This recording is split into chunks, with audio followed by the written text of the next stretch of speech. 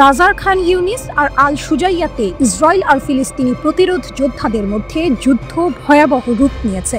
একের পর এক হামলার খবর আসছে আর তাতে ইসরায়েলি বাহিনীর ব্যাপক ক্ষয়ক্ষতি হচ্ছে।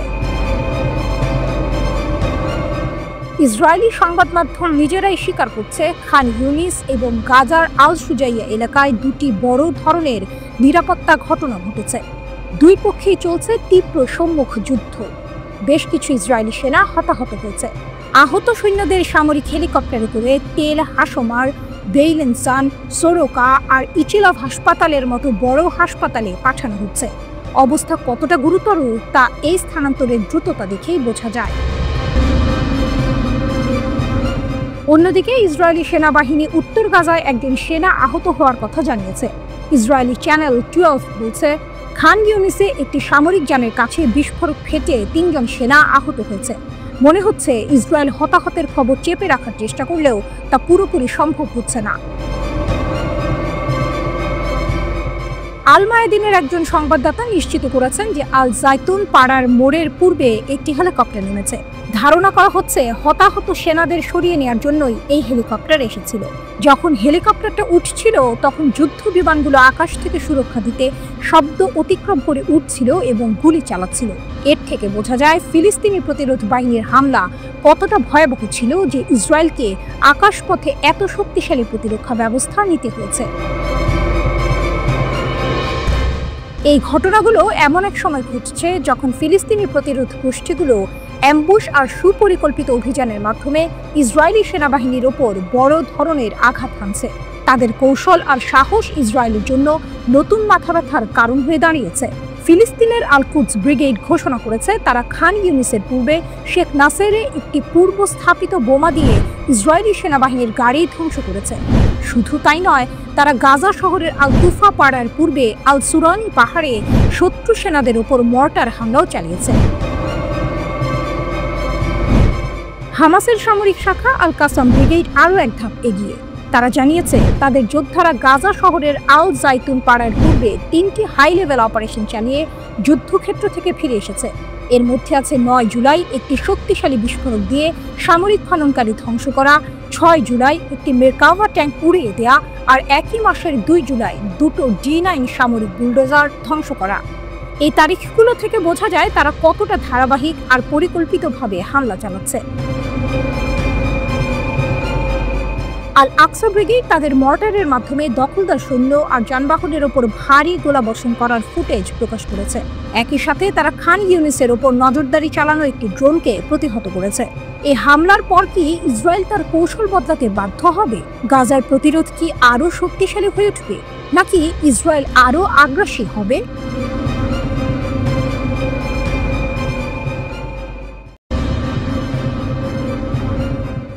গাজার রণক্ষেত্র থেকে এক চাঞ্চল্যকর খবর সামনে এসেছে। ফিলিস্তিনি প্রতিরোধ আন্দোলন হামাসের সামরিক শাখা আল কাসাম ব্রিগেড দাবি করেছে তারা দক্ষিণ গাজার খান ইউনিসের পূর্বে ইসরায়েলি সৈন্যদের উপর অতর্কিত হামলা চালিয়েছে। এই হামলায় একজন ইসরায়েলি সৈন্য নিহত হয়েছে এবং তার অস্ত্রও ছিনিয়ে নেওয়া হয়েছে।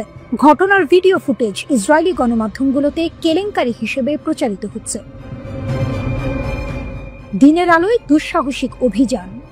আল কাসাম ব্রিগেড শুক্রবার এক বিবৃতিতে জানিয়েছে তাদের যোদ্ধারা দিনের আলোয় খান ইউনিসের পূর্বে এক দুঃসাহসিক অভিযান চালিয়েছিল। লক্ষ্য ছিল একজন ইসরায়েলি দখলদার সৈন্যকে ধরে ফেলা। এই অভিযানে তারা ইসরায়েলি সামরিক যানবাহন, যার মধ্যে একটি মেরকাভা ট্যাঙ্ক এবং একটি ট্রুপ ক্যারিয়ার ছিল, সেগুলোর ওপর ইয়াসিন 105 রকেট চালিত গ্রেনেড ব্যবহার করে হামলা চালায়। বিবৃতিতে আল কাসাম আরও জানিয়েছে যুদ্ধক্ষেত্রের পরিস্থিতি অনুকূলে না থাকায় তারা সৈন্যটিকে জীবিত ধরতে পারেনি।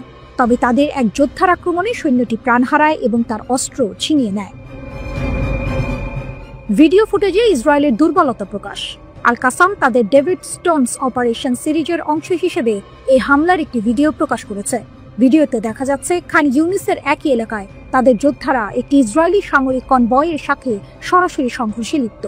ফুটেজে একজন ইসরায়েলি সৈন্যকে আতঙ্কিত হয়ে পালিয়ে যেতে দেখা যাচ্ছে এবং অন্যান্য সৈন্যরা সংঘর্ষের সময় সম্পূর্ণ অরক্ষিত ও অসহায় অবস্থায় ছিল। অনলাইনে দ্রুত ছড়িয়ে পড়া এই ভিডিও ফুটেজ ইসরায়েলি সংবাদপত্র ইয়েদিওত আহরোনোত এর কাছে এক নতুন কেলেঙ্কারি হিসেবে বিবেচিত হয়েছে।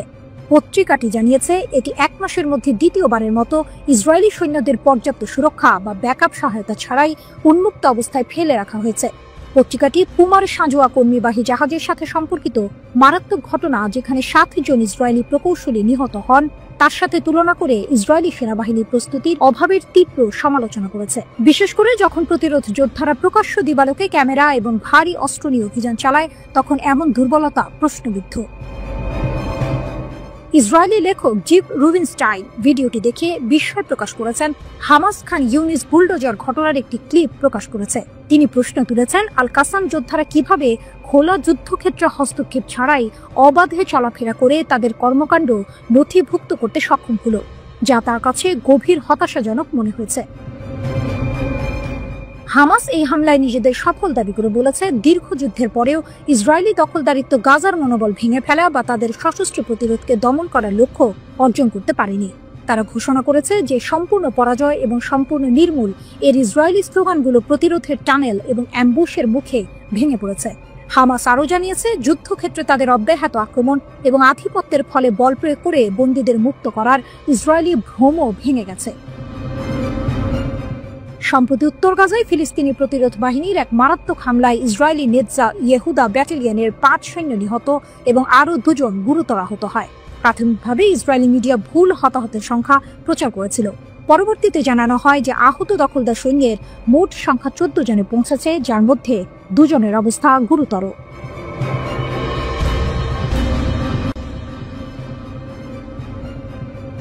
গাজায় ইসরায়েলি আগ্রাসনের বিরুদ্ধে যেন নতুন মোড় নিয়েছে প্রতিরোধ। হামাসের সামরিক শাখা আল কাসাম ব্রিগেড এবং ইসলামিক জিহাদের সামরিক শাখা আল কুদস ব্রিগেড সম্মিলিতভাবে ইসরায়েলি ট্যাঙ্ক ও সামরিক যানের উপর একের পর এক হামলা চালিয়ে যাচ্ছে। খান ইউনিসে আল কাসামের অতর্কিত হামলা। গাজার প্রতিরোধ যোদ্ধারা যে সহজে হাল ছাড়ার পাত্র নয়, তার প্রমাণ মিলল খান ইউনিসে। আল কাসাম ব্রিগেড ঘোষণা করেছে তারা দক্ষিণ গাজার খান ইউনিস এলাকায় ইসরায়েলের 2টি মেরকাভা ট্যাঙ্ক লক্ষ্য করে হামলা চালিয়েছে। ইসরায়েলের আধুনিকতম মেরকাভা ট্যাঙ্কগুলো প্রতিরোধের সামনে রীতিমতো অসহায়। হামলায় ব্যবহার করা হয়েছে শক্তিশালী ইয়াসিন 105 এবং ট্যান্ডেম চার্জ। শুধু ট্যাঙ্ক নয়, ইসরায়েলি অনুপ্রবেশ ঠেকাতে ব্রিগেডগুলো খান ইউনিসের উত্তরে আল বাদ্দাউ এলাকায় ভারী ও মাঝারি মর্টার শেল দিয়ে শত্রু সৈন্য এবং সামরিক যানের উপরও হামলা চালিয়েছে। অর্থাৎ প্রতিরোধ বাহিনী শুধু আত্মরক্ষা করছে না, বরং আক্রমণাত্মক অবস্থানে গিয়ে শত্রুদের নাস্তানাবুদ করছে। আল তুফায় আল কুদস ব্রিগেডের বাজেমাত একই সময়ে ইসলামিক জিহাদের সামরিক শাখা আল কুদস ব্রিগেডও বসে নেই। তারা ঘোষণা করেছে যে গাজা শহরের আল তুফাহ পাড়ার পূর্ব অংশে ইসরায়েলি বাহিনীর অনুপ্রবেশের সময় তারা পূর্ব স্থাপিত বর্ম বিরোধী বিস্ফোরক ডিভাইস ব্যবহার করে একটি ইসরায়েলি সামরিক যান ধ্বংস করেছে। কে জানতো মাটির নিচে লুকিয়ে থাকা একটি ডিভাইস ইসরায়েলি সামরিক যানের জন্য সাক্ষাৎ যমদূত হয়ে উঠবে?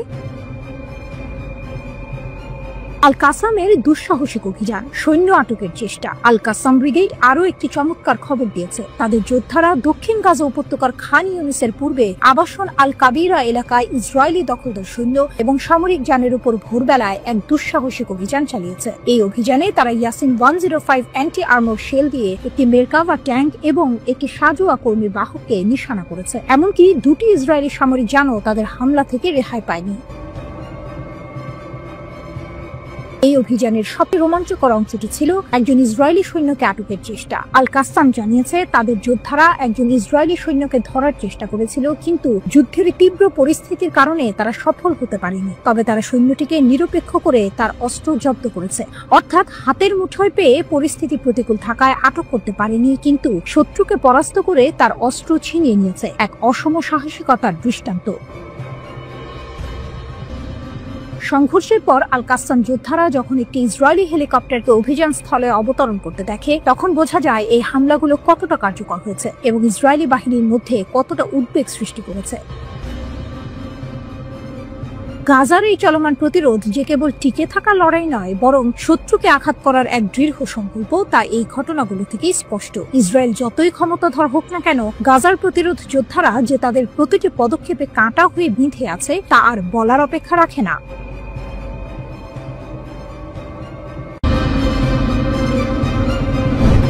খান ইউনিসে আল কাসামের অতর্কিত হামলা, ইসরায়েলি ট্যাঙ্কে আঘাত, অস্ত্র জব্দ এবং একজন সেনাকে আটকের চেষ্টা। দক্ষিণ গাজার খান ইউনিস হঠাৎ করে রণক্ষেত্রে পরিণত হলো। আল কাসাম ব্রিগেডের যোদ্ধারা পূর্ব খান ইউনিসে ইসরায়েলি বাহিনীর উপর এক দুঃসাহসিক অভিযান চালিয়েছে, যা দখলদারদের মধ্যে ব্যাপক চাঞ্চল্য সৃষ্টি করেছে। হামলার বিবরণ, নির্ভুল লক্ষ্যবস্তু এবং সাহসিকতা। হামাসের সামরিক শাখা আল কাসাম ব্রিগেড ঘোষণা করেছে তাদের যোদ্ধারা খান ইউনিসের পূর্বে আবাসন আল কাবিরা এলাকায় ইসরায়েলি সৈন্য ও সামরিক যানবাহনের একটি সমাবেশের উপর অতর্কিত হামলা চালিয়েছে। তাদের বিবৃতিতে জানানো হয়েছে যোদ্ধারা ইয়াসিন 105 অ্যান্টি আর্মার শেল ব্যবহার করে একটি মেরকাভা ট্যাঙ্ক এবং একটি সাজোয়া কর্মী বাহককে সফলভাবে লক্ষ্যবস্তু করেছে। একই ধরনের গোলাগুলি ব্যবহার করে দুটি ইসরায়েলি সামরিক খননকারী যন্ত্র হামলার শিকার হয়েছে। তবে এখানেই শেষ নয়। আল কাসাম যোদ্ধারা অভিযানের সময় এক ইসরায়েলি সৈন্যকে ধরে ফেলার চেষ্টা করে। যুদ্ধক্ষেত্রের তীব্র পরিস্থিতির কারণে তারা তাকে আটক করতে না পারলেও সৈন্যটিকে নিষ্ক্রিয় করে তার অস্ত্র জব্দ করতে সক্ষম হয়। এই ঘটনা আল কাসাম যোদ্ধাদের দুঃসাহসিকতার এক নতুন দৃষ্টান্ত স্থাপন করেছে। সংঘর্ষের পর আল কাসাম যোদ্ধারা অভিযান স্থলে একটি ইসরায়েলি হেলিকপ্টার অবতরণ করতে দেখেছে, যা ওই এলাকায় যুদ্ধের তীব্রতা তুলে ধরে। আল কাসাম ব্রিগেড আরও উল্লেখ করেছে 5 দিন আগেও তারা একই অঞ্চলে একটি শক্তিশালী ইম্প্রোভাইজড এক্সপ্লোসিভ ডিভাইস আইইডি দিয়ে একটি মেরকাভা ট্যাঙ্ককে লক্ষ্য করে হামলা চালিয়েছিল। এটি পূর্ব খান ইউনিসে ইসরায়েলি দখলদার বাহিনীর উপর প্রতিরোধের ধারাবাহিকতা প্রমাণ করে। ইসরায়েলি হতাহত এবং সত্য গোপন করার অভিযোগ। এদিকে উত্তর গাজায় ফিলিস্তিনি প্রতিরোধের আরেকটি মারাত্মক আক্রমণের পর ইসরায়েল ক্রমবর্ধমান তদন্ত এবং জনসাধারণ থেকে বাস্তব সময়ের তথ্য দমন করার অভিযোগের মুখোমুখি হচ্ছে। আল মায়াদিনের প্রতিবেদনে বলা হয়েছে ইসরায়েলি সামরিক বাহিনী এর আগে নিশ্চিত করেছে এলাকার যুদ্ধে বিস্ফোরক ডিভাইস বিস্ফোরণে নেটজা ইয়েহুদা ব্যাটালিয়নের 5 সৈন্য নিহত এবং আরও 2 জন গুরুতর আহত হয়েছে। এই ঘোষণা আসে ইসরায়েলি মিডিয়ার ভুল প্রাথমিক হতাহতের পরিসংখ্যান প্রচারের পরই। পরবর্তী রিপোর্টে দেখা যায় আহত দখলদার সৈন্যের মোট সংখ্যা 14 জনে পৌঁছেছে, যার মধ্যে 2 জনের অবস্থা গুরুতর, 6 জনের আঘাত মাঝারি এবং 6 জনের আঘাত সামান্য। প্রাথমিক এবং আপডেট করা পরিসংখ্যানের মধ্যে এই ব্যাপক পার্থক্য সঠিক হতাহতের তথ্য গোপন করার বিষয়ে গভীর প্রশ্ন সৃষ্টি করেছে। ইসরায়েলের মিডিয়া প্ল্যাটফর্ম হাদাসত বাজমান দখলদার সেনাবাহিনীর মুখপাত্রকে ইচ্ছাকৃতভাবে হতাহতের প্রকৃত সংখ্যা গোপন করার জন্য অভিযুক্ত করেছে। তাদের যুক্তি, এটি একটি বৃহত্তর কৌশলের অংশ যার লক্ষ্য হল ইসরায়েলি জনসচেতনতাকে ইঞ্জিনিয়ারিং করা, যাতে চলমান যুদ্ধের মধ্যে নাগরিক স্থিতিস্থাপকতা বজায় রাখতে মানুষের ক্ষয়ক্ষতি গোপন রাখা যায়। প্ল্যাটফর্মটি এই ঘটনাকে সৈন্য এবং বেসামরিক উভয় ক্ষেত্রে আত্মহত্যার হার কমিয়ে আনার পূর্ববর্তী রাষ্ট্রীয় প্রচেষ্টার সাথে তুলনা করেছে। তারা উল্লেখ করে যে 2018 সাল থেকে স্বাস্থ্য মন্ত্রণালয়ের মতো প্রতিষ্ঠানগুলি প্রকৃত পরিসংখ্যান গোপন রেখেছে। 1 বছরে 1280টিরও বেশি আত্মহত্যার খবর আসার পরেও সরকারিভাবে দাবি করা হয়েছিল যে এই সংখ্যা হ্রাস পেয়েছে। হাদাসত বাজমান প্রশ্ন তুলেছে, হোয়াটসঅ্যাপ এবং টেলিগ্রামের মতো প্ল্যাটফর্ম না থাকলে ইসরায়েলিরা কি বাস্তবতা জানতে পারত? তারা দৃঢ়ভাবে বলেছে, অবশ্যই সরকারি বা মূলধারার মিডিয়া থেকে নয়।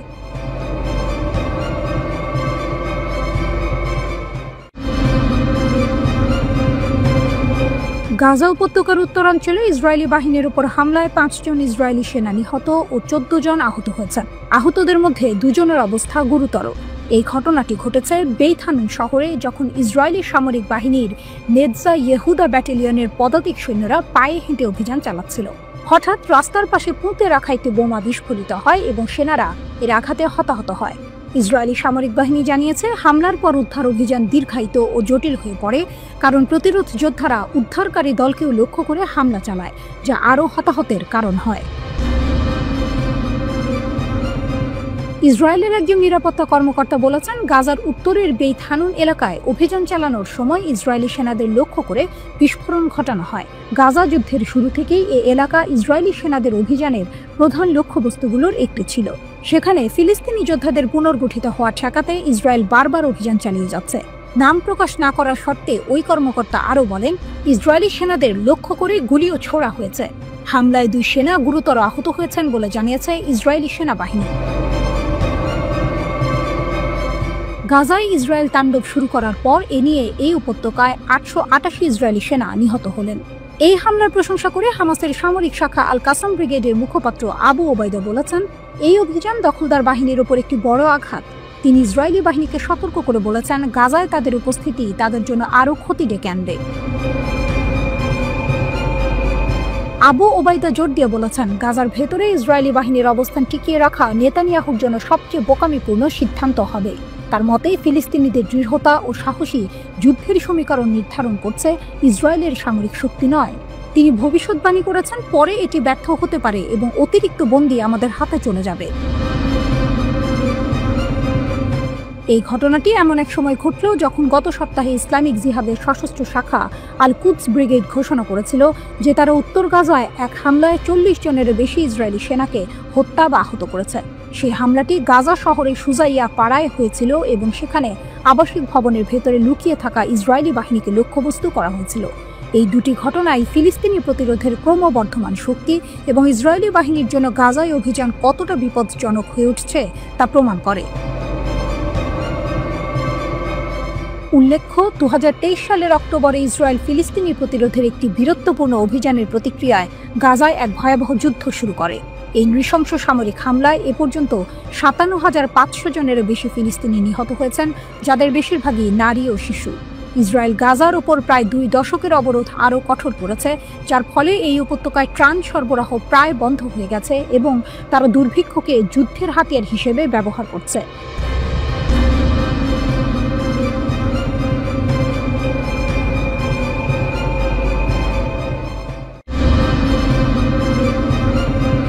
লোহিত সাগরে ইসরায়েল সংশ্লিষ্ট জাহাজ ডুবিয়ে দিল ইয়েমেনের সশস্ত্র বাহিনী, উত্তেজনা তুঙ্গে। রিপোর্ট আল মায়াদিনের। লোহিত সাগরে নতুন করে উত্তেজনা ছড়িয়েছে। ইয়েমেনের সশস্ত্র বাহিনী ঘোষণা করেছে তারা ম্যাজিক সিস নামের একটি ইসরায়েল সংশ্লিষ্ট জাহাজকে সফলভাবে ডুবিয়ে দিয়েছে। এটি লোহিত সাগরে ইসরায়েলি স্বার্থের উপর ইয়েমেনের একটি বড় আঘাত। ওয়াইএএফ এর মুখপাত্র ব্রিগেডিয়ার জেনারেল ইয়াহিয়া সারি জানিয়েছেন, সতর্ক করা সত্ত্বেও জাহাজটি ইসরায়েলের সঙ্গে সহযোগিতা করায় এবং ফিলিস্তিনি বন্দরে প্রবেশ নিষেধাজ্ঞা অমান্য করায় এই হামলা চালানো হয়েছে। কিভাবে ডুবল ম্যাজিক সিস? সারি জানান, লোহিত সাগরে ম্যাজিক সিস জাহাজটিকে লক্ষ্য করে একটি সুনির্দিষ্ট সামরিক অভিযান চালানো হয়। এই অভিযানে 2টি মনুষ্যবিহীন নৌকা, 5টি ব্যালিস্টিক ও ক্রুজ ক্ষেপণাস্ত্র এবং 3টি ড্রোন ব্যবহার করা হয়।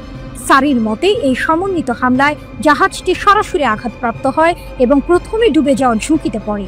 পরে তিনি নিশ্চিত করেন যে ম্যাজিক সিস সম্পূর্ণরূপে সমুদ্রের গভীরে তলিয়ে গেছে। হামলার আগে জাহাজের ক্রুদের নিরাপদে জাহাজ ত্যাগ করার অনুমতি দেওয়া হয়েছিল। ইয়েমেনি নৌবাহিনীর বারবার সতর্কীকরণ এবং সতর্কতা জারি করার পরও জাহাজটি সেগুলো উপেক্ষা করায় এই হামলা চালানো হয়। সারি আরও জোর দিয়ে বলেন যে ম্যাজিক সিস যে কোম্পানির জাহাজ, সেই কোম্পানি ইসরায়েলের সাথে সহযোগিতা করেছে এবং অধিকৃত ফিলিস্তিনি বন্দরে প্রবেশের নিষেধাজ্ঞা লঙ্ঘন করেছে। তাই ওয়াইএএফ এই কোম্পানি পরিচালিত যে কোনো জাহাজকে আটকাতে পিছপা হবে না এবং কোম্পানিকে সম্পূর্ণ দায়িত্ব বহন করতে হবে। তাদের জাহাজ আমাদের নাগালের মধ্যে যেখানেই আসুক না কেন তাদের বৈধ লক্ষ্যবস্তু থাকবে, সারি হুঁশিয়ারি দেন। বেন গুরিয়ন বিমানবন্দরে হাইপারসনিক ক্ষেপণাস্ত্র হামলা। এর একদিন আগেই রবিবার সারি আরও একটি চাঞ্চল্যকর খবর দেন। তিনি জানান, ওয়াইএএফ এর রকেট বাহিনী প্যালেস্টাইন 2 হাইপারসনিক ব্যালিস্টিক ক্ষেপণাস্ত্র দিয়ে অধিকৃত ইয়াফা অঞ্চলে অবস্থিত বেন গুরিয়ন বিমানবন্দরে হামলা চালিয়েছে। সারি জানান, এই অভিযান সফলভাবে তার লক্ষ্য অর্জন করে, যার ফলে বিমান চলাচল বন্ধ হয়ে যায় এবং লক্ষ লক্ষ ইসরায়েলি বসতি স্থাপনকারী আশ্রয় কেন্দ্রে পালিয়ে যেতে বাধ্য হয়। মুখপাত্র আরও বলেন যে এই অভিযান ছিল নিপীড়িত ফিলিস্তিনি জনগণ এবং তাদের প্রতিরোধ যোদ্ধাদের সমর্থনে এবং গাজা উপত্যকায় ইসরায়েল কর্তৃক চলমান গণহত্যার প্রতিক্রিয়ায় প্রতিশোধমূলক হামলা ও ইয়েমেনের প্রতিরোধের ক্ষমতা। মাত্র কয়েক ঘন্টা পরে 7 জুলাই ভোরে ইয়েমেনের হোদেইদা শহরে কমপক্ষে 20টি ইসরায়েলি বিমান হামলা চালানো হয়। আল মায়াদিনের সংবাদদাতা জানিয়েছেন, ইয়েমেনি বিমান প্রতিরক্ষা বাহিনী আক্রমণের একটি উল্লেখযোগ্য অংশ প্রতিহত করতে সক্ষম হয়। হামলাগুলি হোদেইদা, সালিফ এবং রাস ইসা বন্দর, সেই সাথে রাস কাতিফ বিদ্যুৎ কেন্দ্র সহ গুরুত্বপূর্ণ স্থানগুলিকে লক্ষ্য করে করা হয়েছিল। ইসরায়েলি মিডিয়াও নিশ্চিত করেছে যে এই অবকাঠামোগুলোতে এর আগে 3 বার ইসরায়েলি দখলদার বাহিনী আঘাত হেনেছে। সারি বলেছেন যে ইয়েমেনি বিমান প্রতিরক্ষা বাহিনীর সদস্যরা ইয়েমেনের বিভিন্ন এলাকায় ইসরায়েলি বিমান হামলা সফলভাবে প্রতিহত করেছে এবং প্রতিহত করেছে। সুনির্দিষ্ট ও উচ্চ প্রযুক্তির হামলা। সারি ব্যাখ্যা করেছেন যে ওয়াইএএফ বেশ কয়েকটি ইসরায়েলি লক্ষ্যবস্তুতে একটি সমন্বিত ক্ষেপণাস্ত্র এবং ড্রোন হামলা চালিয়েছে, যেখানে 11টি ব্যালিস্টিক ক্ষেপণাস্ত্র এবং ড্রোন জড়িত ছিল। ওয়াইএএফ এ হামলাকে উচ্চ নির্ভুলতা এবং সফল বলে বর্ণনা করেছে। একটি ইয়েমেনি প্যালেস্টাইন 2 হাইপারসনিক ক্ষেপণাস্ত্র বেন গুরিয়ন বিমানবন্দরকে লক্ষ্য করে হামলা চালায়, যখন অতিরিক্ত হাইপারসনিক ক্ষেপণাস্ত্র ইদুত বন্দর এবং অধিকৃত আসকালানের বিদ্যুৎ কেন্দ্রে আঘাত করে। এছাড়া উম্মে আল রাশরাশ বন্দর বা ইলাত আক্রমণ করার জন্য 8টি ড্রোন মোতায়েন করা হয়েছিল। সারি জানান, সমস্ত ক্ষেপণাস্ত্র এবং ড্রোন তাদের লক্ষ্য সফলভাবে অর্জন করে এবং ইসরায়েলি ইন্টারসেপ্টর সিস্টেমগুলি কোনো আক্রমণকে নিষ্ক্রিয় করতে বাধ্য হয়।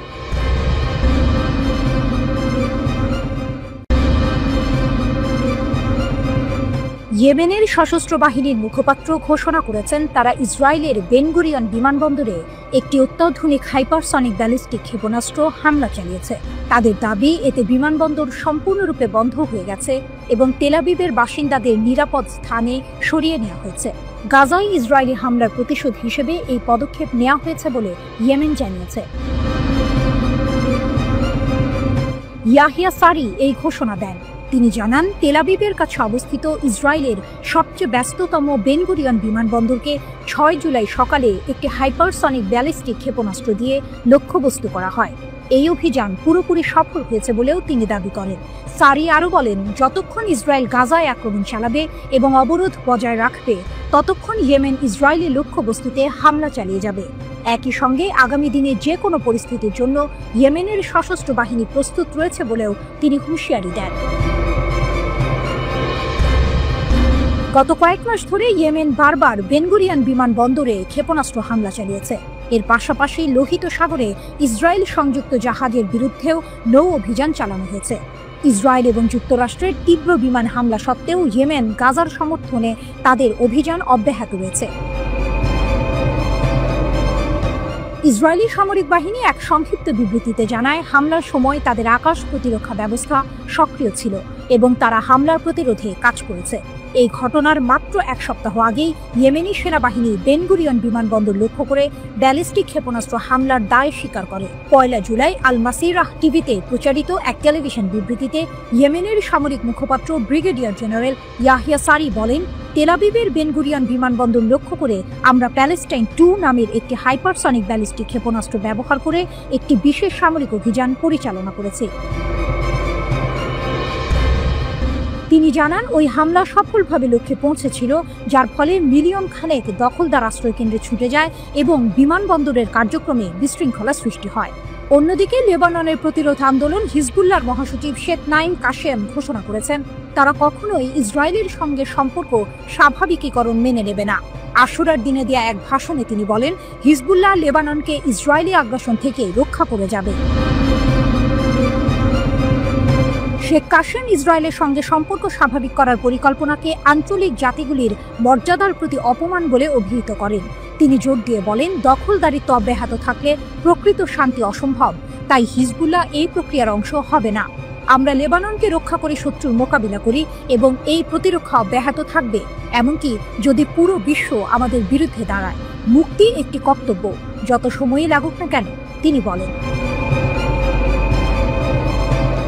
গত বছরের নভেম্বরে ইসরায়েলের সঙ্গে যে যুদ্ধবিরতি কার্যকর হয়েছিল, ইসরায়েল বারবার তা লঙ্ঘন করেছে বলেও শেখ কাশেম অভিযোগ করেন। তিনি বলেন, আমাদের ভয় দেখিয়ে আত্মসমর্পণ করানো যাবে না। যতক্ষণ শত্রুর আক্রমণ অব্যাহত থাকবে, ততক্ষণ আমাদের অবস্থান নরম করতে বা নিরস্ত্র করতে দাবি করার অধিকার কারো নেই। যুদ্ধবিরতির প্রথম ধাপ হিসেবে আগ্রাসন বন্ধ থাকতে হবে বলেও তিনি উল্লেখ করেন। প্রথম ধাপ বাস্তবায়িত হলে হিজবুল্লাহ আলোচনার জন্য প্রস্তুত থাকবে। শেখ কাশেম পশ্চিম এশিয়া অঞ্চলে ইরানের ভূমিকার প্রশংসা করেন এবং বলেন, ইসলামী বিপ্লবের নেতা আয়াতুল্লাহ আলী খামেনির সমর্থন প্রতিরোধ অক্ষের জন্য প্রধান স্তম্ভ।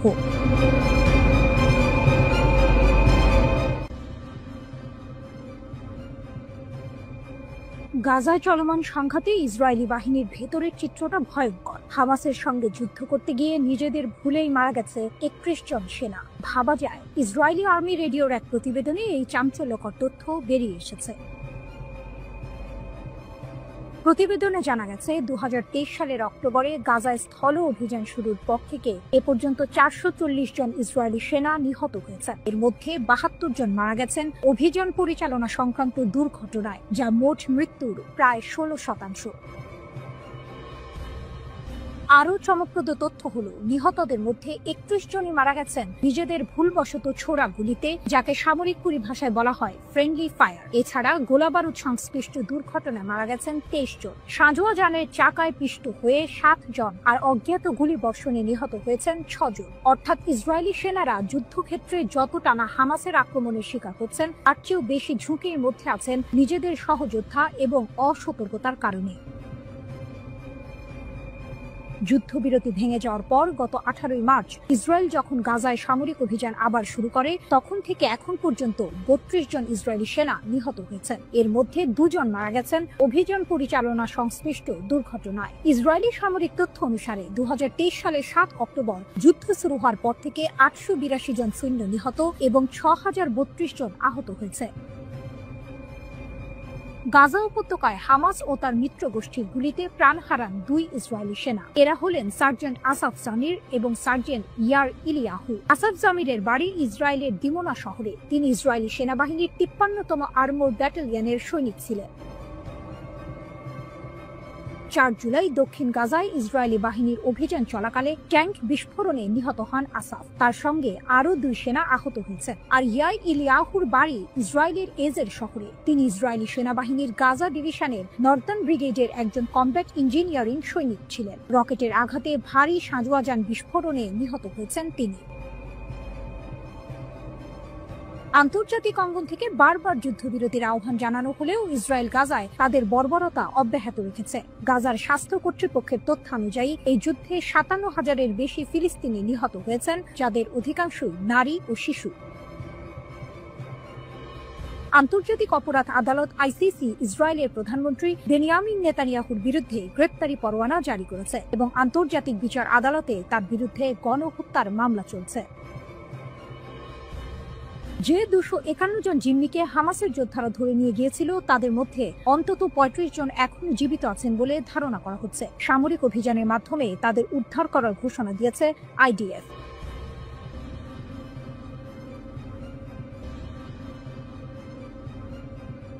গাজায় ইসরায়েলের দুঃস্বপ্ন, 3 দিনে 15 সেনা নিহত, হামাসের কৌশল বদল। ফিলিস্তিনের অবরুদ্ধ গাজা উপত্যকায় চলমান সংঘাত যেন এক নতুন মোড় নিচ্ছে। মাত্র 3 দিনের ব্যবধানে অন্তত 15 জন ইসরায়েলি সেনা নিহত হয়েছেন, যা হামাসের সামরিক শাখা আল কাসাম ব্রিগেডের ধারাবাহিক হামলার ফল বলে জানাচ্ছে আন্তর্জাতিক সংবাদ মাধ্যমগুলো।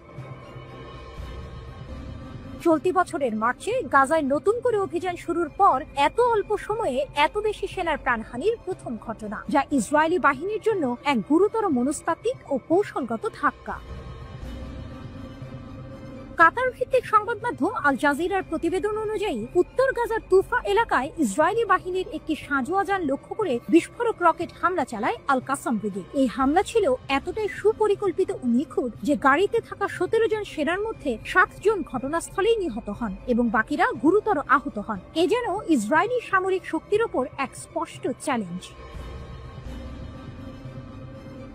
এর একদিন আগে 26 জুন গাজা সিটির কেন্দ্রীয় এলাকায় আল কাসাম ব্রিগেডের গুলিতে আরও এক ইসরায়েলি সেনা নিহত হন। একই দিনে বিস্ফোরক রকেট দিয়ে ধ্বংস করে দেওয়া হয় ইসরায়েলি বাহিনীর 2টি মেরকাভা ট্যাঙ্ক, একটি সাঁজোয়া যান এবং একটি বুলডোজার। ইসরায়েলের অত্যাধুনিক সামরিক সরঞ্জামের ওপর এই আঘাত হামাসের যুদ্ধ সক্ষমতাকে নতুন করে প্রমাণ করে। 25 জুন ইসরায়েলি সেনাবাহিনী আইডিএফ জানায়, গাজায় সামরিক অভিযান পরিচালনার সময় তাদের 7 সদস্য নিহত হয়েছেন। টাইমস অফ ইসরায়েল জানিয়েছে, গাজার খান ইউনিসে সামরিক অভিযান পরিচালনার সময় আইডিএফ এর কমব্যাট ইঞ্জিনিয়ারিং কর্পস দলের ওই 7 সদস্য বিস্ফোরণে নিহত হন। 25 জুন স্থানীয় সময় সন্ধ্যা 6:30টার দিকে ওই ঘটনা ঘটে। আইডিএফ এর একটি পুমা সাঁজোয়া যান কমব্যাট ইঞ্জিনিয়ারিং কর্পসের 605তম ব্যাটালিয়নের 7 সেনাকে বহন করে নিয়ে যাচ্ছিল। ওই সাঁজোয়া যানটি বিস্ফোরিত হলে সেনারা নিহত হন।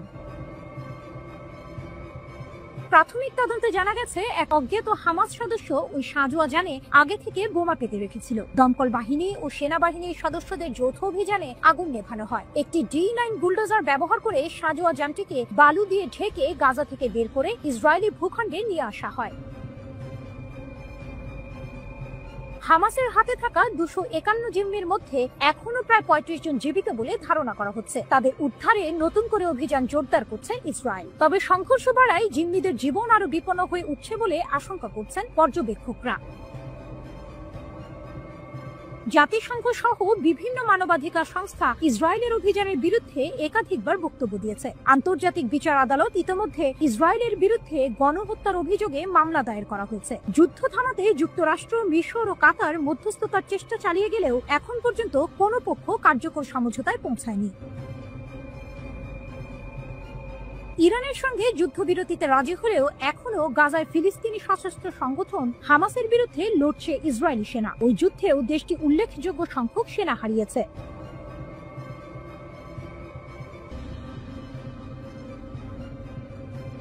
গরম খবর, আবারও উত্তপ্ত মধ্যপ্রাচ্য। ইসরায়েল যদি ফের কোনো ভুল করে তাহলে নাকি আরো কঠিন থাপ্পড় খাবে, এমনটাই হুমকি দিলেন ইরানের শীর্ষ জেনারেল আব্দুর রহিম মুসাভি। শুনে মনে হচ্ছে এবার বুঝি আর ছোটখাটো হুমকি নয়, আসল যুদ্ধের দামামা বাজছে। লেবাননের একটি টিভি চ্যানেলে দেয়া সাক্ষাৎকারে ইরানের সশস্ত্র বাহিনীর প্রধান major general Abdur Rahim Musavi সরাসরি হুমকি দিয়েছেন ইসরায়েলকে। তার কথা পরিষ্কার, গত মাসে ইসরায়েল আর আমেরিকার হামলার জবাবে ইরান নাকি তাদের সব শক্তি ব্যবহার করেনি, অর্থাৎ যা হয়েছে তা নাকি ছিল শুধু ট্রেলার। যদি ইসরায়েল আবার একই ভুল করে তাহলে ইরান জাতি আর তাদের সেনাবাহিনী নাকি ইসরায়েলকে আরো কঠিন থাপ্পড় দেবে। 13 জুন ইসরায়েল বিনা প্ররোচনায় ইরানের উপর হামলা চালায়। সেই হামলায় সামরিক কমান্ডার থেকে শুরু করে পরমাণু বিজ্ঞানী এমনকি সাধারণ মানুষও মারা যান। এর এক সপ্তাহ পর যুক্তরাষ্ট্র যুদ্ধে নেমে পড়ে। আন্তর্জাতিক আইন, জাতিসংঘ সনদ সবকিছু তোয়াক্কা না করে তারা ইরানের 3টি পরমাণু স্থাপনায় বোমা হামলা চালায়। যখন ইসরায়েল আর যুক্তরাষ্ট্র হামলা চালাচ্ছে তখন কি ইরান চুপচাপ বসেছিল? মোটেও না। প্রতিশোধ হিসেবে ইরানের সশস্ত্র বাহিনী ইসরায়েলের দখলে থাকা কৌশলগত স্থাপনাগুলোতে আঘাত হানে। এখানেই শেষ নয়, পশ্চিম এশিয়ার সবচেয়ে বড় মার্কিন সামরিক ঘাঁটি কাতারের আল উদেইদ মার্কিন ঘাঁটিকেও তারা টার্গেট করে। এটা শুনে নিশ্চয়ই অনেকেই অবাক হচ্ছেন। ইরান এতদিন ধরে শুধু হুমকি দিয়ে আসছিল, কিন্তু এবার তারা সরাসরি পাল্টা হামলা চালিয়েছে। 24 জুন ইরান সফলভাবে প্রতিশোধমূলক অভিযান চালিয়ে ইসরায়েল এবং যুক্তরাষ্ট্রের হামলা বন্ধ করতে সক্ষম হয়। শীর্ষ জেনারেলের দাবি, ইসরায়েল নাকি যুদ্ধবিরতির জন্য অনুরোধ করতে বাধ্য হয়েছিল যাতে তারা নিজেদের গুছিয়ে নিতে পারে। এই তথ্য যদি সত্যি হয় তাহলে পরিস্থিতি কিন্তু আরো ঘোলাটে, কারণ এতদিন আমরা যা জেনে এসেছিলাম তার চেয়ে আসল চিত্রটি হয়তো আরো ভিন্ন। যুক্তরাষ্ট্রের প্রত্যক্ষ সমর্থনেই মূলত ইরানে হামলা চালায় যুদ্ধবাজ ইসরায়েল। তবে পরের দিকে এই আগ্রাসন প্রবল প্রতিরোধের মুখে পড়ে এবং শেষ পর্যন্ত আন্তর্জাতিক কূটনীতির মাধ্যমে একটি যুদ্ধবিরতিতে পৌঁছায়।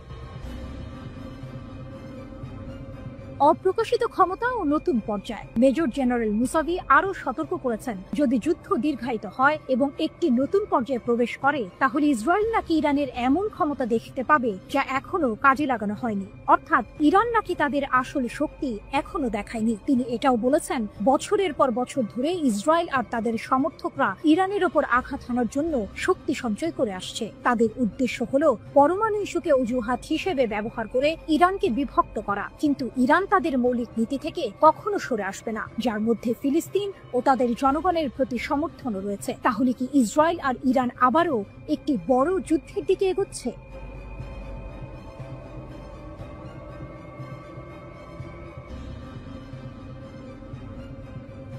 ইউক্রেনের আকাশে হঠাৎ দেখা গেল এক নতুন যুদ্ধ, রাশিয়ার শাহেদ 136 ড্রোন, যা এখন কৃত্রিম বুদ্ধিমত্তা চালিত, কম খরচের এবং মডুলার ডিজাইনের মাধ্যমে যুদ্ধের চেহারাটাই বদলে দিচ্ছে। একসময় ইরান থেকে আমদানি করা এই ড্রোনগুলো এখন রাশিয়াতেই তৈরি হচ্ছে, যা মস্কো ড্রোন শিল্পের ক্ষমতাকে নতুন উচ্চতায় নিয়ে গেছে এবং বিশ্ব অস্ত্রবাজারে নতুন প্রতিদ্বন্দ্বিতার জন্ম দিয়েছে। সম্প্রতি ইউক্রেনে একটি অত্যাধুনিক শাহেদ 136 ড্রোনকে আটক করা হয়। এটি কেবল একটি সাধারণ কামিকাজে ড্রোন ছিল না, এটিতে ছিল উন্নত নেভিগেশন সিস্টেম এবং ইউক্রেনের মোবাইল নেটওয়ার্কের সাথে সংযোগের সক্ষমতা। ইউক্রেনীয় গোয়েন্দা প্রতিবেদন জানায় এই ড্রোনগুলোতে এখন রাশিয়ার তৈরি উপাদান ব্যবহার করা হচ্ছে এবং রিয়েল টাইম ডেটা আদান প্রদানের জন্য ইউক্রেনীয় মোবাইল নেটওয়ার্ক ব্যবহার করা হচ্ছে। এটি স্পষ্ট ইঙ্গিত দেয় যে রাশিয়া এখন বিদেশি আমদানির উপর নির্ভরশীল নয়, বরং নিজস্ব শক্তিশালী ড্রোন শিল্প গড়ে তুলেছে। আলাবুগা ও কুপোলের মতো উৎপাদন কেন্দ্রগুলোতে এই পরিবর্তনগুলো ঘটছে। এটি এমন এক সময় যখন কম দামের ড্রোনগুলো উচ্চ প্রযুক্তির প্রতিরক্ষা ব্যবস্থাকে চ্যালেঞ্জ করছে এবং আধুনিক যুদ্ধের অর্থনীতিকে নতুনভাবে সংজ্ঞায়িত করছে।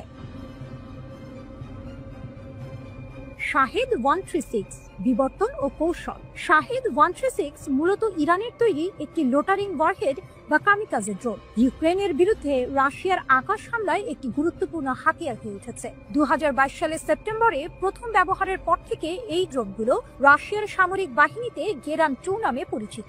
প্রোপেলার চালিত এবং বিস্ফোরক দিয়ে বোঝাই হয়। এদের কাজ হলো লক্ষ্যবস্তুতে আঘাত হেনে ব্যাপক ধ্বংসযজ্ঞ চালানো। 2023 সালের আনুমানিক হিসাব অনুযায়ী প্রতিটি ড্রোনের দাম ছিল প্রায় $20,000, যা সাম্প্রতিক আপগ্রেডের কারণে হয়তো আরো বেড়েছে। এই কম দামি এটিকে বিমান প্রতিরক্ষা ব্যবস্থাকে অপ্রতিরোধ করে তোলার একটি সাশ্রয়ী হাতিয়ার করে তুলেছে।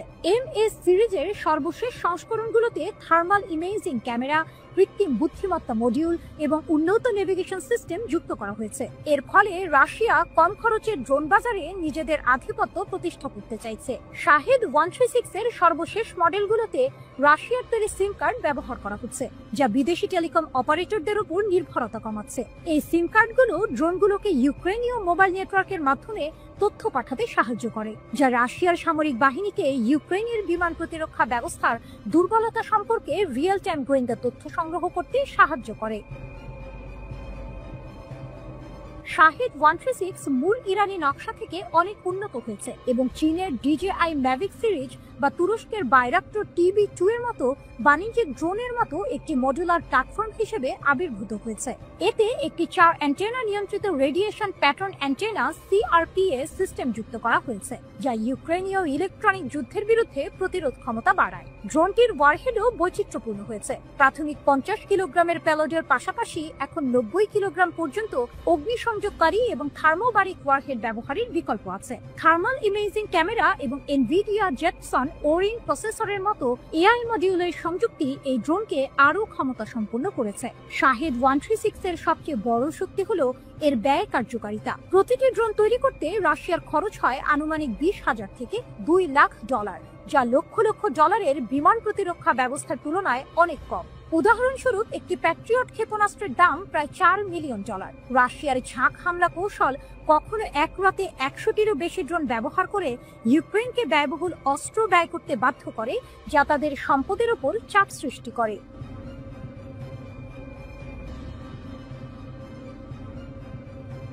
সম্প্রতি ইরান ইরাক সীমান্তের কাছে ঘটল এক চাঞ্চল্যকর ঘটনা। ইরানের নতুন এবং অত্যাধুনিক মাজিদ বিমান প্রতিরক্ষা ব্যবস্থা ব্যবহার করে একটি ইসরায়েলি IAI হেরন ড্রোন ভূপাতিত করা হয়েছে। এই ঘটনা ইরান ও ইসরায়েলের মধ্যে চলমান প্রক্সি যুদ্ধের এক গুরুত্বপূর্ণ মোড়, যা তেহরানের সামরিক প্রযুক্তিতে অভাবনীয় অগ্রগতির ইঙ্গিত দিচ্ছে। রিপোর্ট বুলগেরিয়ান মিলিটারির।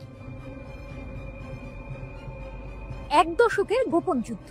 ইসরায়েল ও ইরানের মধ্যে দশক ধরে এক গোপন যুদ্ধ চলে আসছে, যেখানে উভয় দেশ একে অপরের সামরিক ও পারমাণবিক স্থাপনাগুলোতে নজরদারি এবং হামলা চালিয়ে আসছে। এই লড়াইয়ে ইসরায়েল হেরনের মতো ড্রোনগুলোর উপর অনেক বেশি নির্ভরশীল, যা নজরদারি ও হামলার জন্য ব্যবহৃত হয়। অন্যদিকে ইরান তার আকাশসীমা রক্ষার জন্য বিমান প্রতিরক্ষায় ব্যাপক বিনিয়োগ করেছে। এই উত্তেজনাপূর্ণ আঞ্চলিক সংঘাতের মধ্যে মাজিদ ব্যবস্থার মাধ্যমে হেরন ড্রোন ভূপাতিত করাটা ইরানের জন্য এক বিরাট সাফল্য। এটি আন্তর্জাতিক নিষেধাজ্ঞা সত্ত্বেও ইরানের প্রতিরক্ষা শিল্পের সক্ষমতা প্রমাণ করে এবং ইঙ্গিত দেয় যে ইরান এখন অত্যাধুনিক বিমান হুমকি মোকাবিলায় আরও পারদর্শী হয়ে উঠেছে। এই ঘটনা বৃহত্তর ভূ রাজনৈতিক গতিশীলতাকেও প্রতিফলিত করে, কারণ এই অস্থির অঞ্চলে উভয় দেশই নিজেদের প্রভাব বিস্তারের জন্য প্রতিযোগিতা করছে। মাজিদ ইরানের নতুন প্রতিরক্ষা শক্তি আরাস কৌশলগত যানে স্থাপিত ইরানের মাজিদ বিমান প্রতিরক্ষা ব্যবস্থা দেশটির নিম্ন এবং মাঝারি উচ্চতার আকাশ হুমকি মোকাবিলায় সক্ষমতা বাড়িয়েছে। এই ব্যবস্থায় AD-08 ক্ষেপণাস্ত্র ব্যবহার করা হয়, যার পাল্লা প্রায় 8 থেকে 10 কিলোমিটার। নির্ভুল লক্ষ্যবস্তুর জন্য এটি ইলেকট্রো অপটিক্যাল এবং রাডার নির্দেশনার এক অসাধারণ সমন্বয় ব্যবহার করে। 2019 সালে মার্কিন গ্লোবাল হককে ভূপাতিত করে সেভন খোদ্দাদ ব্যাপক পরিচিতি লাভ করেছিল, কিন্তু মাজিদ সিস্টেম গতিশীলতা এবং দ্রুত স্থাপনার উপর জোর দেয়।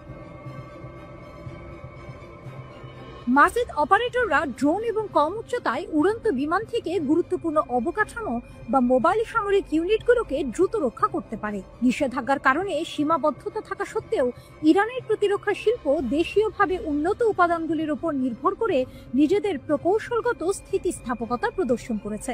মাজিদের কম্প্যাক্ট ডিজাইন এটিকে ইরানের স্তরযুক্ত বিমান প্রতিরক্ষা নেটওয়ার্কের সাথে সহজেই একীভূত হতে সাহায্য করে, যা দীর্ঘ পাল্লার সিস্টেমগুলোর পরিপূরক হিসেবে কাজ করে।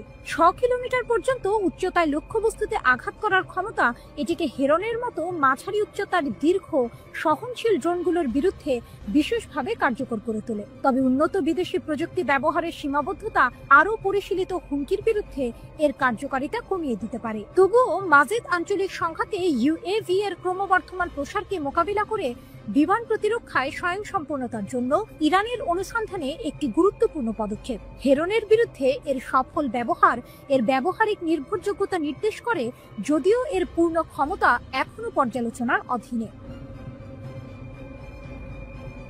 IAI heron.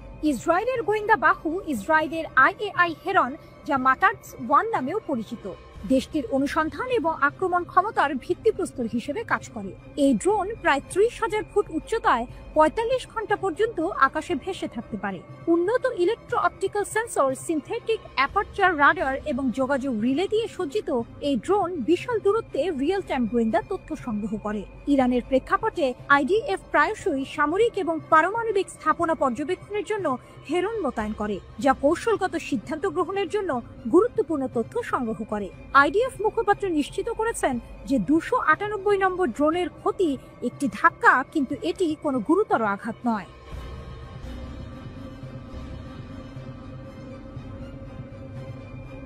এক চরম সত্য সামনে এলো। ইরানের সরাসরি ক্ষেপণাস্ত্র হামলায় ইসরায়েলি সরকারের অন্তত $1.3 বিলিয়ন ক্ষতি হয়েছে।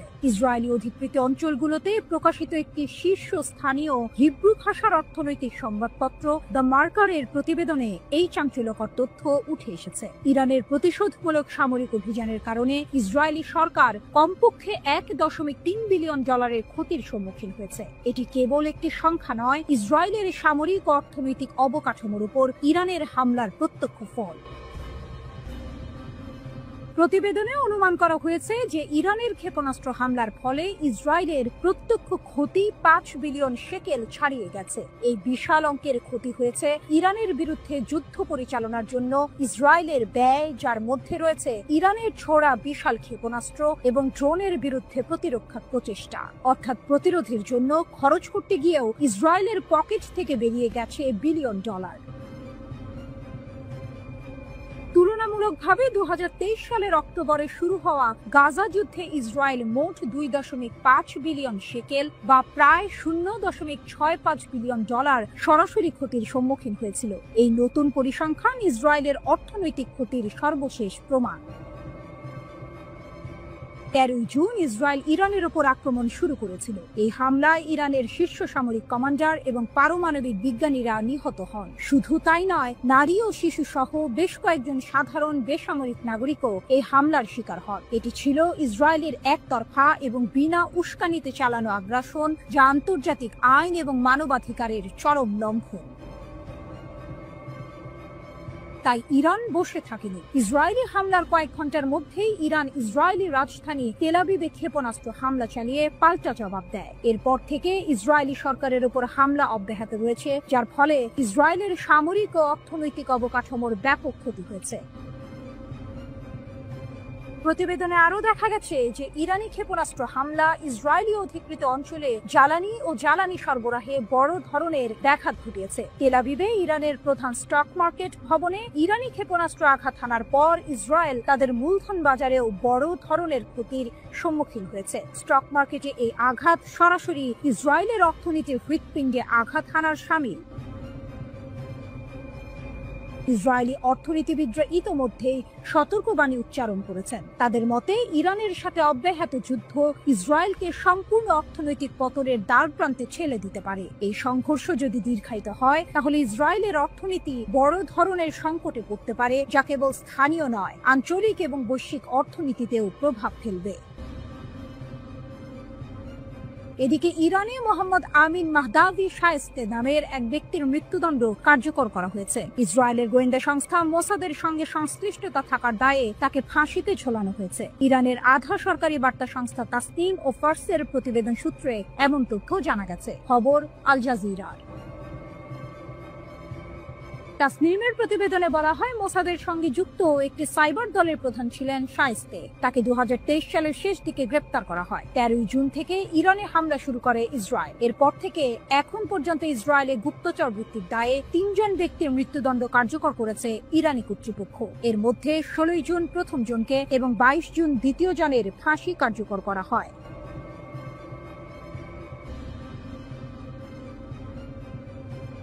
কেন ইরানকে হারানো ইসরায়েলের জন্য প্রায় অসম্ভব? একদিকে ইসরায়েলি মিসাইল উড়ে এসেছে ইরানে, অন্যদিকে ইরানি মিসাইল আছড়ে পড়েছে আইডিএফ ও মোসাদের দফতরে। ডোনাল্ড ট্রাম্পের যুদ্ধবিরতি ঘোষণার পরও উভয় দেশ একে অপরের উপর ঝাঁপিয়ে পড়েছে। এর মধ্যেই ইরান জোর দিয়ে বলছে তাদের হারানো ইসরায়েলের পক্ষে এক প্রকার অসম্ভব। কিন্তু কেন? বিশেষজ্ঞরা এমন 7টি কারণ উল্লেখ করেছেন যার জন্য ইরানকে পরাজিত করা ইসরায়েলের পক্ষে খুবই কঠিন। হরমুজ প্রণালী। দক্ষিণ ইরানের সীমান্ত ঘেঁষা হরমুজ প্রণালী বিশ্বের অন্যতম গুরুত্বপূর্ণ জলপথ। মাত্র 33 কিলোমিটার চওড়া এই পথ দিয়েই বিশ্বের প্রায় 20% তেল পরিবহন হয়। এর গুরুত্ব এতটাই যে বিশ্লেষকরা এটিকে পৃথিবীর রক্তনালী বলে থাকেন। এই প্রণালীর আশপাশের 7টি দ্বীপ ইরানের নিয়ন্ত্রণে, যা তাদের এক অনন্য ভূ রাজনৈতিক শক্তি এনে দিয়েছে। ইরান ইতোমধ্যে এই জলপথ বন্ধ করে দেওয়ার হুমকি দিয়েছে, যা পশ্চিমা দেশগুলোকে রীতিমতো আতঙ্কিত করে তুলেছে। এই প্রণালী বন্ধ হলে বৈশ্বিক অর্থনীতিতে ভয়াবহ প্রভাব পড়বে, যা ইরানকে একটি শক্তিশালী দর কষাকষির ক্ষমতা এনে দিয়েছে। ব্যালিস্টিক ও ড্রোনের অপ্রতিরোধ্য শক্তি। ইরানের ব্যালিস্টিক ক্ষেপণাস্ত্রের পাল্লা প্রায় 2000 কিলোমিটার। এর মানে হলো শুধু ইসরায়েল নয়, ইউরোপের যে কোনো লক্ষ্যবস্তুতেও আঘাত হানতে পারে ইরানি মিসাইল। এছাড়া ইরান সস্তায়, শক্তিশালী ও কার্যকর ড্রোন বানিয়ে ব্যাপক সাড়া ফেলেছে। প্রকৃতি ইরানের দুর্গ। পাহাড় ও মরুভূমি, প্রাকৃতিক বৈচিত্র্যে ভরপুর ইরান যেন নিজেই এক দুর্ভেদ্য দুর্গ। পশ্চিম ও দক্ষিণ সীমান্ত জুড়ে জাগ্রস পর্বতমালা দেশটিকে রক্ষা করে চলেছে। এই পাহাড় এতটাই দুর্গম যে ওই দিক থেকে হামলা প্রায় অসম্ভব। উত্তরেও রয়েছে প্রতিরক্ষামূলক আলবর্জ পর্বতমালা। অন্যদিকে ইরানের রয়েছে মূল্যবান খনিজ সম্পদ, যেমন ইউরেনিয়াম, সোনা, রূপা আর দস্তা। পাহাড় পেরিয়ে কেউ ইরানে ঢুকতে পারলেও সামনে পড়বে লুত মরুভূমি, যা পৃথিবীর অন্যতম ভয়ানক গরম জায়গা। তাই এই অঞ্চল দিয়ে সৈন্য ও রসদ পাঠানো কার্যত অসম্ভব। প্রকৃতি নিজেই ইরানের সবচেয়ে শক্তিশালী প্রতিরক্ষা ব্যূহ। বিশ্বস্ত মিত্রদের সমর্থন। ইরানের সঙ্গে রাশিয়া ও চীনের সম্পর্ক বেশ ভালো। রুশ গোয়েন্দা বাহিনী ইরানকে অনেকটাই সাহায্য দেয়, যা তাদের সামরিক সক্ষমতাকে আরও বাড়িয়ে তোলে। সম্প্রতি চীনও এই বিষয়ে মুখ খুলেছে, যা ইরানের আন্তর্জাতিক অবস্থানকে আরও শক্তিশালী করেছে। তেলের অফুরন্ত ভান্ডার। বিশ্বে মোট উৎপাদিত তেলের একটি বড় অংশ ইরান উৎপাদন করে। ইরানের তেল ও প্রাকৃতিক গ্যাস মজুদের পরিমাণ যথাক্রমে বিশ্বের মোট রিজার্ভের 10 ও 15%। এই বিশাল মজুদ তাদের অর্থনৈতিক ও রাজনৈতিকভাবে অন্য অনেক দেশের থেকে এগিয়ে রেখেছে। এটি তাদের উপর চাপ সৃষ্টি করা কঠিন করে তোলে, কারণ বিশ্বের জ্বালানি বাজারে ইরানের একটি গুরুত্বপূর্ণ ভূমিকা রয়েছে। ছায়া যুদ্ধের শক্তিশালী জাল। ইরানের একটি বড় শক্তি হলো তার প্রক্সি জাল। ফিলিস্তিনে হামাস, লেবাননে হিজবুল্লাহ, সিরিয়ার প্রতিরোধ গোষ্ঠী, ইরাকের প্রতিরোধ গোষ্ঠী এবং ইয়েমেনের হুথি বিদ্রোহীদের সমর্থন দিয়ে থাকে ইরান। এই নেটওয়ার্কের উপর নির্ভর করে ইরান ইসরায়েলের মতো দেশের উপর চাপ বাড়াতে পারে। এটি ইরানকে সরাসরি যুদ্ধে না জড়িয়েও বিভিন্ন অঞ্চলে প্রভাব বিস্তারের সুযোগ দেয়, যা তাদের সামরিক কৌশলের একটি গুরুত্বপূর্ণ অংশ। তিন মহাদেশের সংযোগস্থলে কৌশলগত অবস্থান। ইউরোপ, এশিয়া এবং আফ্রিকা, এই তিনটি মহাদেশের সংযোগস্থলে ইরানের অবস্থান। দেশটির রয়েছে তিনটি গুরুত্বপূর্ণ জলসীমা, উত্তরে কাস্পিয়ান সাগর এবং দক্ষিণে পারস্য উপসাগর ও ওমান উপসাগর। গত 500 বছর ধরে একই সীমান্ত নিয়ে টিকে রয়েছে দেশটি। পৃথিবীর এমন কোন শক্তি নেই যারা ইরানকে দখল করতে চায়নি, কিন্তু বারবারই ব্যর্থ হয়েছে এই ভৌগোলিক অবস্থানের জন্য। এই কৌশলগত অবস্থান ইরানকে এক অজেয় শক্তি হিসেবে প্রতিষ্ঠিত করেছে।